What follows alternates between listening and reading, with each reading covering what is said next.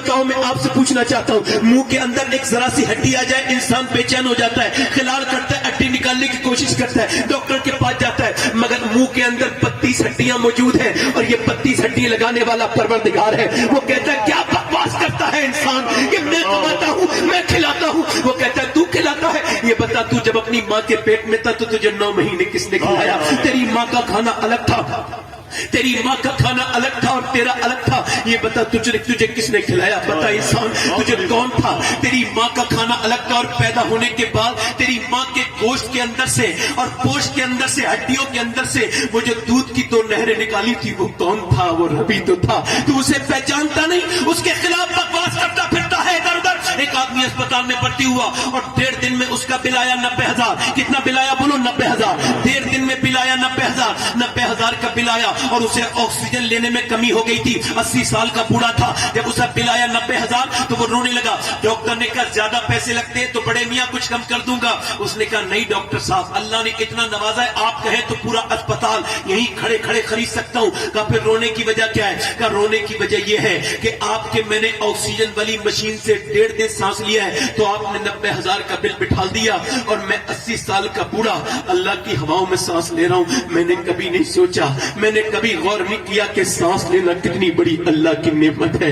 میں سانس لے رہا ہوں تو کیا مجھے شکر نہیں ادا کرنا چاہیے؟ کبھی بیماروں کے پاس جایا کرو، جا کے اسپتالوں میں جایا کرو۔ میرے شیخ محی الدین عبد القادر جیلانی غوث اعظم فرماتے ہیں کہ جب تمہارا گھروں میں دل بہت لگنے لگے تو قبرستان جاؤ، قبرستان میں جا کر کے دیکھو کیسے کیسے لوگوں کی ناک میں اور منہ میں کیڑے چل گئے، اور جا کے دیکھو پھر بیماروں کو جا کر کے دیکھو، اب تو کوئی بیمار کو دیکھتا ہی نہیں، اب تو کوئی غریب بیمار ہو جائے کوئی نہیں جاتا، امیر کوئی بیمار ہو جائے نا تو پھر لائن لگ جاتی ہے۔ مگر میرے حضور فرماتے ہیں جب میرا ایک امتی دوسرے کے گھر جاتا ہے بیماری کی حالت میں اسے دیکھنے، عیادت کرنے، فرماتے جب تک وہ جا کے واپس نہیں آتا نا تب تک 70,000 فرشتے اس کے لیے دعائیں مغفرت کرتے رہتے ہیں۔ مجھے بتاؤ پورا مجمع کتنا کریم ہے رب العالمین، ہم اپنے بیمار بھائی کو دیکھنے جائیں اور اللہ اکبر معصوم 70,000 فرشتے ہمارے لیے دعائیں کریں۔ مگر اب تو مسلمان غریب کی میت بھی ایسے جاتی ہے جیسے غیر مسلموں کا جنازہ جاتے ہیں، اب تو غریب کی کوئی میت میں بھی نہیں جاتا، مالداروں کی میت تو زور زور سے لوگ اٹھاتے ہیں۔ اللہ اکبر، بیماروں کے پاس جایا کرو۔ نوجوانوں غور کیا کرو، میں ایک مرتبہ ایمس میں گیا تھا، ایک آدمی مجھے ملا اور اس نے ملنے کے بعد مجھ سے کہا کہ میرے پاس مرسڈیز ہے، میرے پاس گاڑیاں ہیں، میرے پاس بہترین گاڑی کے کلیکشن ہے۔ میں نے کہا پھر مجھے کیوں بتا رہے ہو؟ کہنے لگا میرے پاس زمین بھی بہت ہے، مال بھی بہت ہے، مگر میرے کسی کام کا نہیں۔ میں نے کہا کیوں؟ کہنے لگے اس وجہ سے مجھے کینسر ہو گیا ہے، ڈاکٹر نے 2 مہینے پہلے بتایا کہ 2-3 مہینے تک زندہ رہ سکتے ہو۔ کہتے ایک تو خطرناک دوائیاں برداشت کرنی پڑتی ہیں اور دوسرا میرے بارے میں غور تو کرے دنیا، میں وہ مردہ ہوں جسے مرنے سے پہلے پتا چل گیا ہے کہ میں مردہ ہوں۔ اللہ اکبر۔ ایک آدمی اپنے بیٹے کے سر پہ ہاتھ رکھ کے رو رہا تھا، وہ یتیم اس کا وہ بچہ وہ رو رہا تھا۔ میں نے پوچھا بھائی کیوں رو رہے ہو؟ کہنے لگے مجھے کینسر ہے اور دیکھو میرے اوپر درد یہ ہے کہ مجھے اپنے بچے نظر آ رہے ہیں اور میں وہ باپ ہوں جو اپنے بچے کو دنیا میں یتیم دیکھ سکتا ہوں، میرے اوپر کتنا درد ہے۔ اس آدمی کے پاس مسکراؤ جسے کینسر ہے، وہ مسکراتے ہی نہیں، اس کے سامنے کوئی اچھی بات کرو وہ اس پہ دھیان ہی نہیں دیتا۔ ابھی داتا گنج میں ایک لڑکے کے پاس میں گیا، وہ 26 یا 27 سال کا نوجوان تھا، اس کے پاس میں گیا، وہ کینسر تھا، اسے دلی میں بھی منع کر دیا تھا۔ میں اس کے پاس جا کے میں نے اس سے کہا اللہ آپ کو شفا عطا کرے گا، تو رو کے بولا نہیں مولانا صاحب ڈاکٹر نے منع کر دیا، میں نہیں بچوں گا۔ یہ کہہ کر کے وہ رونے لگا، مجھے اس کے آنسو میں بہت کچھ نظر آیا۔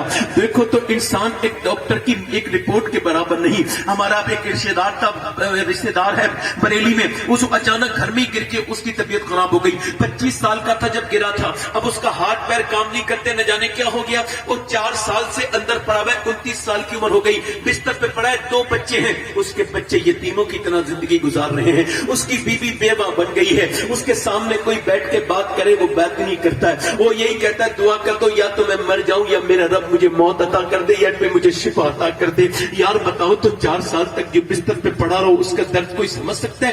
آپ بتاؤ مجھے، آپ اتنی ناشکری کرتے ہیں لوگ کہ جسے اللہ بغیر بیماری کے جو رہ رہا ہے دنیا میں، جو بغیر دوائیوں کے جس کی زندگی گزر رہی، کیا اسے شکر نہیں ادا کرنا چاہیے؟ اسے نہیں کہنا چاہیے اللہ تیرا شکر ہے. میں اپنی بہنوں سے کہتا ہوں مجھے بتاؤ آپ کتنا شکر ادا کرتی ہو. اب بندے شکر نہیں ادا کرتے, اللہ کے ناشکرے بن گئے. اللہ اکبر. حضرت سیدنا شیخ سعدی کہتے ہیں میں گزر کے جا رہا تھا, کہتے ہیں چلتے چلتے میرے پیروں کے جوتے ٹوٹ گئے. کہتے جب پیروں کے جوتے ٹوٹ گئے تو پیروں میں سے میرے زخم ہو گئے چلنے کی وجہ سے. گرم زمین پہ چلا تھا تو پیروں پہ چھالے پڑ گئے, چھالے پھوٹ گئے, زخم بن گئے. میں نے دعا کی اے پیدا کرنے والے اتنا تو دے دے کہ میں جوتے خرید لوں. کہتے آگے جب میں گیا نا تو میں نے دیکھا اگلے موڑ پہ ایک آدمی ہے, اس کے دونوں پاؤں نہیں تھے. میں سجدے میں گر کے بولا مولا مجھے معاف کر دے, میرے پاس دونوں پاؤں تو ہیں, اس کے دونوں پاؤں ہی نہیں ہیں. واصف علی واصف فرماتے ہیں جہاں ناشکری ہوتی ہے وہیں کسی نہ کسی جگہ پہ شکر بھی چھپا ہوتا ہے. اگر آپ چٹنی سے روٹی کھا رہے ہیں تو یہ مت کہیے چٹنی سے روٹی کھا رہے ہیں, اس کے اندر شکر دیکھیے. یہ کہیے یا اللہ تیرا شکر ہے کتنوں کو روٹی ملی نہیں ہوگی, تو نے مجھے روٹی تو عطا کر دی. ناشکری کے قریب میں ہی شکر ہوتا ہے, اور شکر گزار بندے کو اللہ بہت نوازتا ہے. اے لوگوں اللہ کا شکر ادا کیا کرو. یہ کہنا گرمی بہت ہو رہی ہے, یہ سردی بہت ہو رہی ہے, سب کے سامنے رونے کا کیا مطلب ہے. غوث اعظم فرماتے اللہ کی شکایتیں لگاتا پھرتا ہے. فتوح الغیب میں ارشاد فرماتے ہیں, غوث اعظم فرماتے اللہ کی ناشکری کرنی ہے نا, اللہ کی شکایت لگانی ہے تو اس سے جا کے لگا جو اللہ سے زیادہ مہربان ملے, اللہ سے زیادہ کریم ملے. تو وہ تو کوئی ہے ہی نہیں. بولو کوئی ہے تو پھر کیوں شکایتیں. اپنے کریم رب کی شکایتیں لگاتا پھرتا ہے. اللہ تجھے پریشانی دے کے بھی تیرا سجدہ, تجھ سے سجدہ اگر اس نے کرا لیا اور تیرے دو آنسو نکل گئے تو سرفراز ہو گیا. پریشانی تو چلی گئی مگر تجھے سرفراز کر کے چلی گئی.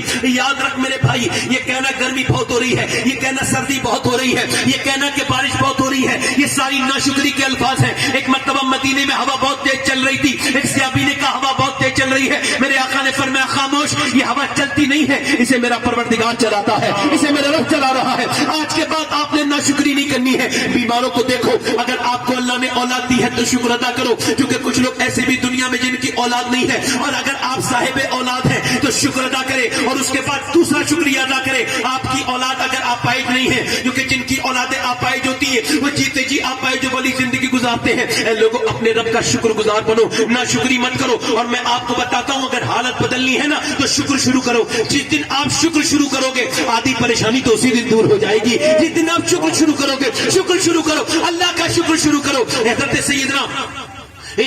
سیدنا مولانا روم فرماتے ہیں کہ ایک آدمی نے پوچھا, کسی نے پوچھا حاتم تائی سے یہ بتاؤ کہ آپ نے اپنے آپ سے بھی زیادہ کسی کو سخی دیکھا؟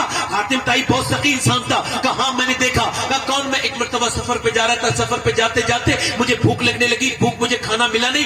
میں ایک آدمی کے دروازے پہ جا کے بولا دیہاتی کے کچھ ملے گا, میں بھوکا ہوں. اس نے اندر کیا مجھے, اور اندر کرنے کے بعد اس نے جو ہے نا اس نے مجھے اندر کرنے کے بعد اس نے مجھے جو ہے وہ بکری کاٹی, اور بکری کو ذبح کرنے کے بعد میرے سامنے اس نے کلیجی بھون کے رکھ دی. کہتے میں نے کلیجی کھائی اور میں نے کہا بہت اچھی کلیجی ہے, بہت اچھی بھنی ہے. وہ 2 گھنٹے کے بعد پھر آیا اور اس نے آ کر کے 2 کلیجی اور 3 کلیجی رکھی. کہا اور کھائیے, یہ پہلے سے اچھی بھنی ہے. انہوں نے کہتے میں نے کھائی, واقعی میں اچھی تھی. میں نے کہا یہ تو پہلے سے بھی زیادہ اچھی ہے, بہت اچھی ہے. وہ پھر تھوڑی دیر کے بعد آیا, 2-3 گھنٹے کے بعد, اور پھر وہ صبح کو فجر کے وقت آیا اور اس نے 3-4 اس نے کلیجی رکھی اور کہنے لگا حضور اب تعریف مت کرنا, کھا لیں, یہ بھی اچھی ہے مگر ان کی تعریف مت کرنا. کہا کیوں؟ کہا ہمارے یہاں جب مہمان کسی کھانے کی تعریف کرتا ہے تو ہم سمجھتے ہیں اسے اور چاہیے, یعنی شائستہ طریقہ ہے مانگنے کا. اب مہمان آپ میری تعریف کر رہے ہیں, لہذا میری بکریاں جتنی تھی میں نے سب ذبح کر دی, اب میرے پاس کوئی بکری بچی نہیں ہے, لہذا میں آپ کو کھلا نہیں سکوں گا. اگر آپ تعریف کریں گے تو میں شرمندہ ہو جاؤں گا, شرمندہ ہو جاؤں گا. مولانا روم کہتے ہیں بغیر مثال کے سمجھ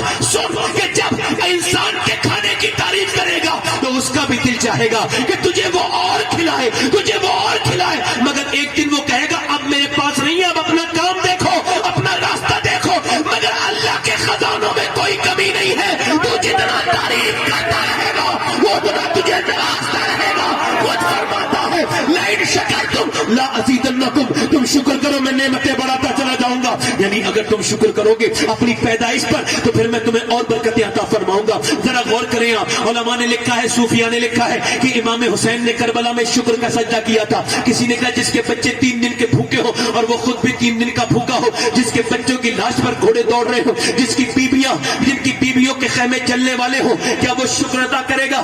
آپ کس بات کا شکر ادا کرتے ہیں؟ تو کربلا سے آواز آ رہی میں نے اس بات کا شکر ادا کیا تھا. اے اللہ دنیا میں کتنے خاندان ہیں मगर तूने हुसैन को कबूल फरमाया, तेरा शुक्र है। ऐ रब्बुल आलमीन, मैं इस बात का शुक्र अदा करता हूँ कि दुनिया में कितने साहिब औलाद हैं, मगर तूने मेरे बच्चों को अपनी बारगाह में शहादत का रुतबा अता किया, तेरा शुक्र है। ऐ अल्लाह, तूने मुझे फातिमा जैसी माँ अता की, इस पर तेरा शुक्र है। तूने अली जैसा बाप अता किया, इस पर तेरा शुक्र है। तूने मुझे तूने अपने हबीब को मेरा नाना बनाया, मुझे उनका नवासा बना के पैदा किया, तेरा शुक्र है रब्बुल आलमीन। हुसैन करबला के मैदान में अगर भूसे भूखे प्यासे शुक्र अदा कर सकते तो हम नहीं अदा कर सकते। बोलो, तपती हुई जमीन पे जहाँ सब्र मुश्किल है वहाँ हुसैन शुक्र कर रहे हैं, तो फिर अल्लाह की जानब से हाथ में गैब से आवाज आ रही, हुसैन तूने इस हाल में जो शुक्र अदा किया है, अल्लाह की रहमत इतनी जोश में आई है, इतनी खुश हुई है कि ये यजीदी चाहते हैं कि तेरे खानदान को मिटा दिया जाए। तो सुन, यजीदियों का खानदान तो रब मिटा देगा, मगर तेरे खानदान को ऐसे बढ़ाएगा कि कोई मोइनुद्दीन अब्दुल कादिर बन के चमकेगा, कोई मोइनुद्दीन चिश्ती बन के चमकेगा। लाइन शक्ल तुम ला